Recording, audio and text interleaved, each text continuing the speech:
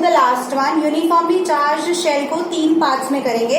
Let's consider मेरे पास एक ये शेल है, ठीक है. I consider this as my shell और इस शेल का जो रेडियस है that is marked as capital R. हम 3 केसेस करेंगे. First case will do case 1. Case 1 when your small r is greater than r, मतलब you wanted to find out at this point P and the distance from the center is small r which is larger than the radius of the shell. मेरी बात समझ में आ रही है?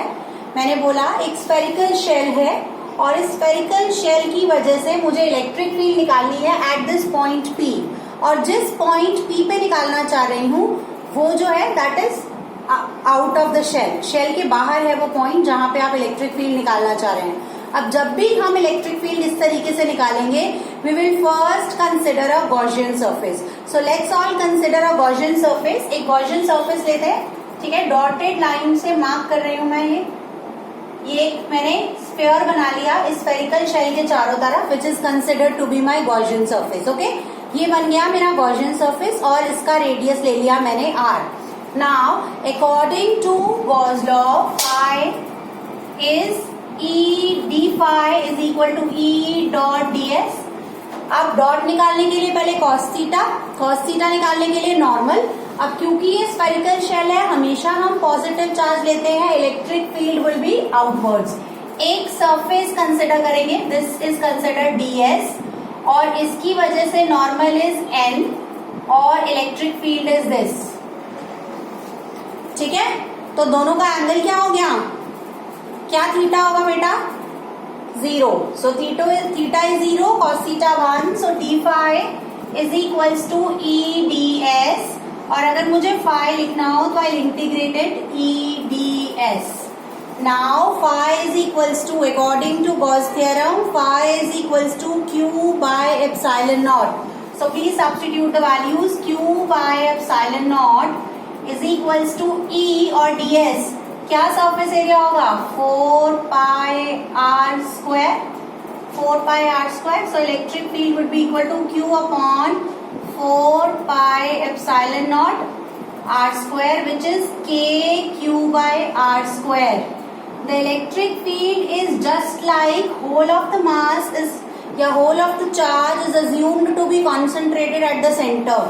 जो electric field की value आ रही है वो पॉइंट चार्ज जैसी आ रही है.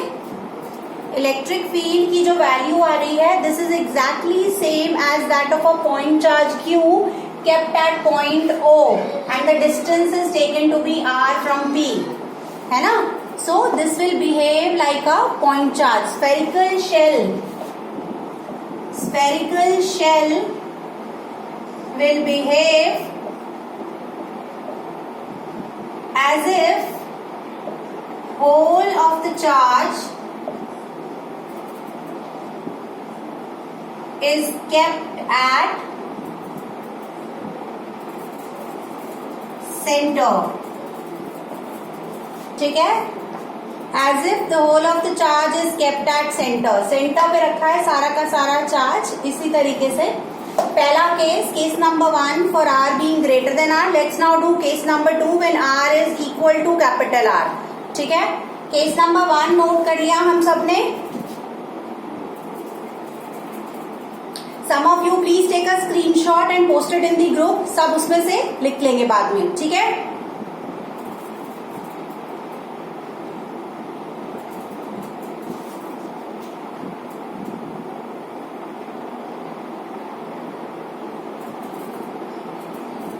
Just take one screenshot, post it in the group.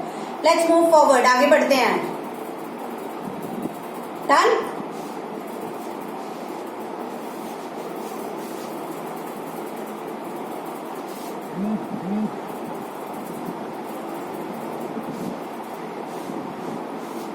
But please साथ साथ ग्रुप में डालते जाना. Case 2. Let's get to case 2. Case 2 when r is equal to capital R. Okay. ये मेरा स्फेरिकल शेल और अब स्मॉल r और कैपिटल R बराबर है, मतलब मैं इसी point, so this is the point P where I wanted to find out the electric field. So this sphere is itself my Gaussian surface. ये sphere ही मेरा Gaussian surface बन जाएगा. ओके फिर से एक स्मॉल सरफेस कंसिडर कर लीजिए ds. Electric field फिर से क्या होगी, आउटवर्ड, और सरफेस के ऊपर नॉर्मल भी outward. Once again d phi is equals to E d s cos theta. Theta is again 0 and will come out to be 1. बोलो नहीं, मैंने यही बोला ना, स्फीयर है ना यार, 3 डायमेंशनल फिगर है ना. वो सिर्फ दिखाने के लिए मैंने इसको डबल ड्रॉ किया था, क्योंकि पहले वाले का गॉसियन सरफेस अदरवाइज कैसे दिखाती. स्फीयर है ना, 3D फिगर है, इसीलिए डबल करके दिखा. नहीं तो सर्कल होता तो एक ही ड्रॉ कर देती मैं. So this will be d phi is equals to E d s. Integrate करेंगे इसको फिर से, फाई की जगह लिखेंगे q by epsilon naught is equals to E, और सरफेस एरिया क्या आएगा 4 पाई कैपिटल आर स्क्वायर, क्योंकि आर और आर बराबर है. So what do I get, electric field is equals to q upon 4 pi epsilon naught 1 by are square, which could be written as k q by are square. Once again वही electric field I, as if whole of the mass is assumed to be concentrated at the center. O के ऊपर charge रखा हुआ है और distance मेरा capital आ रहा है. ठीक है, हाँ जी, समझ आता है. वैभव, ध्रुव, भव्या, मेहर सब जाग रहे हैं, सोया तो कोई नहीं ना. चलिए let's get to case number 3. Case number 3 में लेंगे small r is less than capital R. मतलब जो मेरी स्फेरिकल शेल है ये वाली, इसके हाँ वो बाहर है, और इसके अंदर मुझे कोई पॉइंट है. Let's suppose this is the distance capital R, and let's suppose at this point I wanted to find out the electric field. At P I wanted to find out the electric field. अब I have to consider a Gaussian surface including the P. तो मैं एक Gaussian surface dotted line से ये बना लेती हूँ. So this will be my Gaussian surface, और रेडियस हो गया ये स्मॉल r. राइट, इतना समझ में आता है. ये बना लिया मैंने Gaussian surface. अब फिर से अगर मैं इसका एक small surface element ds consider करूं, ठीक है, एक ds कंसिडर करती हूँ, एक सरफेस एलिमेंट, और फ्लक्स लेना चाहती हूँ. Phi d phi is equals to E dot ds. और अगर पूरा फाई मुझे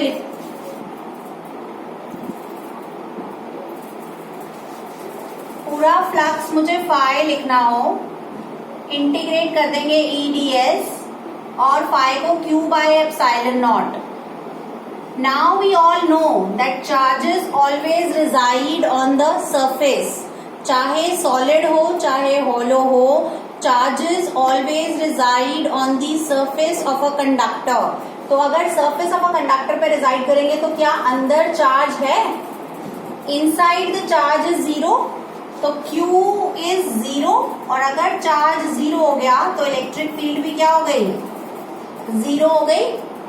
is this point clear to all? Case number 3 समझ में आता है बेटा? अंदर मैंने एक शेल कंसिडर करी है, राइट?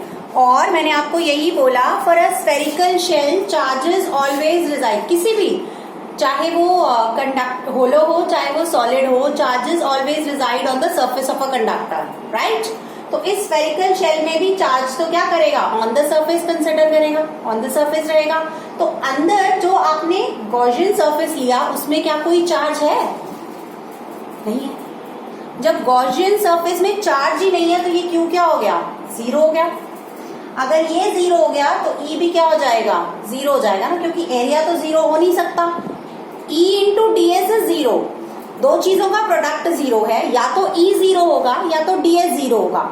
ds तो 0 हो नहीं सकता, क्योंकि मैंने एक सरफेस कंसिडर किया अंदर, एरिया तो उसका होगा ही 4 पाई आर स्क्वायर होगा. तो इसका मतलब क्या 0 होगा, E 0 होगा, इलेक्ट्रिक फील्ड 0 होगी.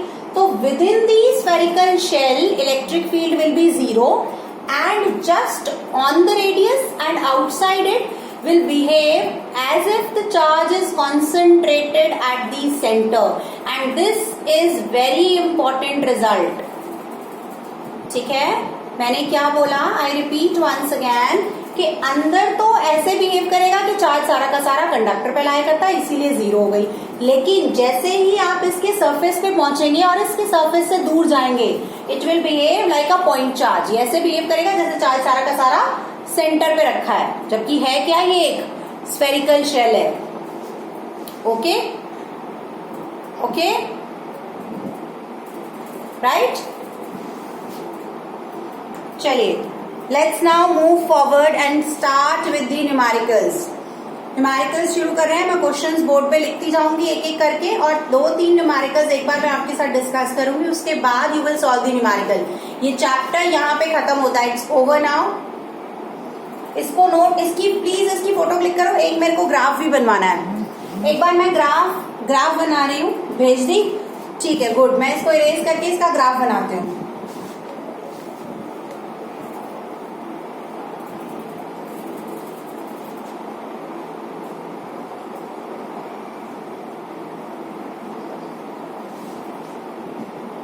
चलिए, लेट्स गेट टू ग्राफ। एक ग्राफ बनाते हैं between the electric field and distance r। इस तरफ में डिस्टेंस कंसिडर करिए r, और इस तरफ इलेक्ट्रिक फील्ड। लेट ये पॉइंट कैपिटल R जो है वो शेल है, ठीक है। स्फेरिकल शेल जो है वो इस पॉइंट तक है। ये मैंने यहाँ पे सर्कल बना लिया टू रिप्रेजेंट द शेल। यहां तक तो इलेक्ट्रिक फील्ड क्या रहेगी, जीरो रहेगी। इस पॉइंट तक इलेक्ट्रिक फील्ड जीरो है, और इस पॉइंट पे there is some value of electric field. So एकदम से शूट करेगी and then it decreases with the distance. Till r मेरे को कोई इलेक्ट्रिक फील्ड नहीं मिलेगी। इस पॉइंट तक मेरे पास कोई फील्ड नहीं है, बिकॉज फील्ड इज जीरो। जब तक मेरा डिस्टेंस जीरो से r रहेगा, फील्ड इज जीरो।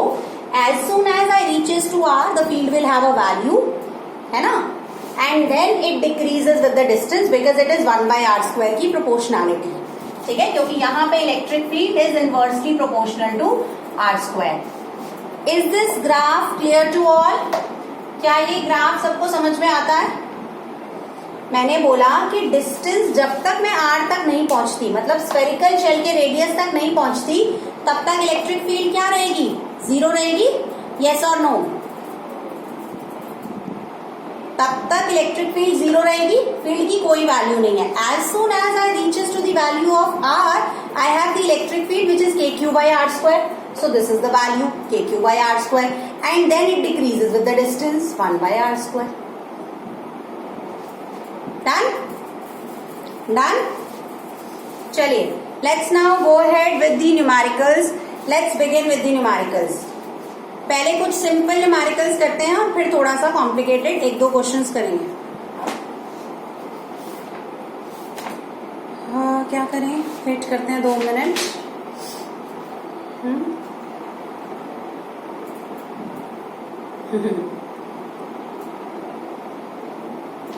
नहीं, मैं वो नोट कर रहा था, मुझे लगा ऐसा नोट कर लिया इसने, तो मैं क्वेश्चन लिख देती हूँ।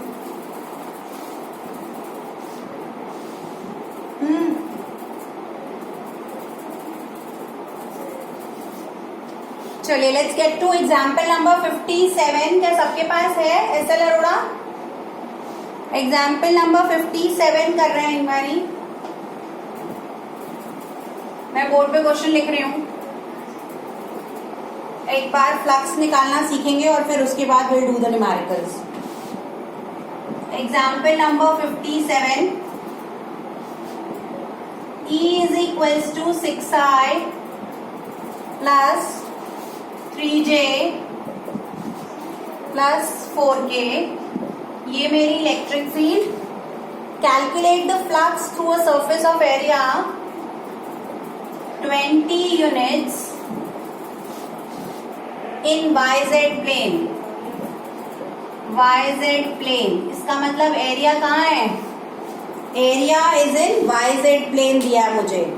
तो जो नॉर्मल होगा YZ प्लेन का, वो किस में लाई करेगा? X में लाई करेगा। यस और no?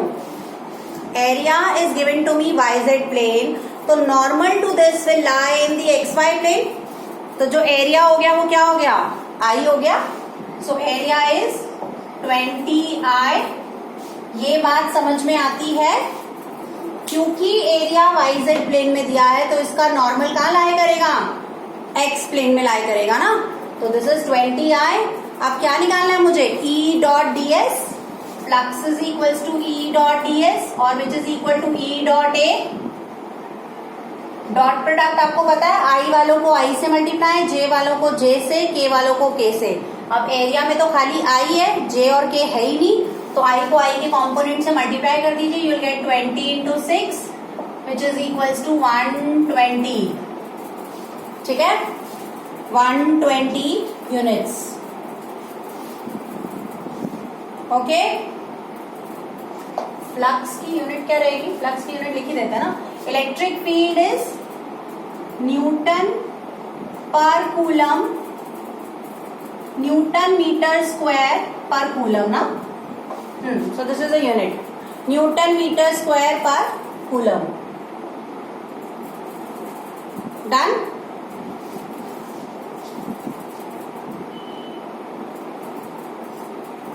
Example number 57. Let's move forward, आगे बढ़े. Let's go with the numerical. मैं बोर्ड पे लिख रही हूं भाई. अगला क्वेश्चन एक राइट सर्कुलर सिलेंडर का क्वेश्चन दिया हुआ है. Example number 64. Everyone please see example number 64. 64 करेंगे, 63 करेंगे, दोनों टाइप के क्वेश्चंस हो जाएंगे एक एक. ठीक है, तो let's go with the example number 64. पहले जिनके पास भी बुक है प्लीज गेट द बुक. और अगर if anybody can click the photograph and send it on the group, बाकी लोग प्लीज देख लीजिए क्योंकि क्वेश्चन बहुत लेंथी है. Example number 64.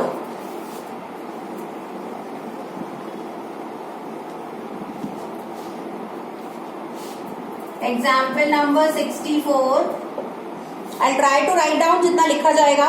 Electric field is uniform and in positive x direction for positive x and uniform with the same magnitude in the negative x direction for negative x. Electric field की values दी हुई है मुझे 200i newton पर coulomb for x greater than 0. E is equals to minus 200i. E is equals to minus 200i newton पर coulomb for x less than 0. ये मुझे electric field दिया है. एक रिजिड सर्कुलर सिलेंडर है, a rigid cylinder of length 20 centimetre, of length 20 centimetre, radius 5 centimetre, 5 centimetre, has it centre at origin. उसका centre origin पे रखा है सो दैट एक जो x है वो प्लस 10 सेंटीमीटर पे आएगा और दूसरा x जो है वो माइनस 10 सेंटीमीटर पे आएगा. What I am suppose to calculate is calculate net outward flux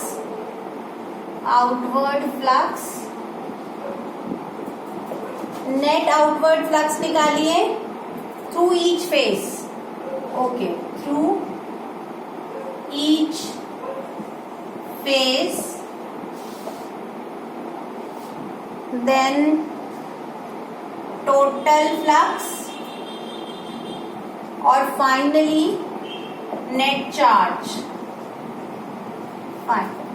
ये मेरा एक सिलेंडर है. I just draw the cylinder. X y plane बना लिया हमने.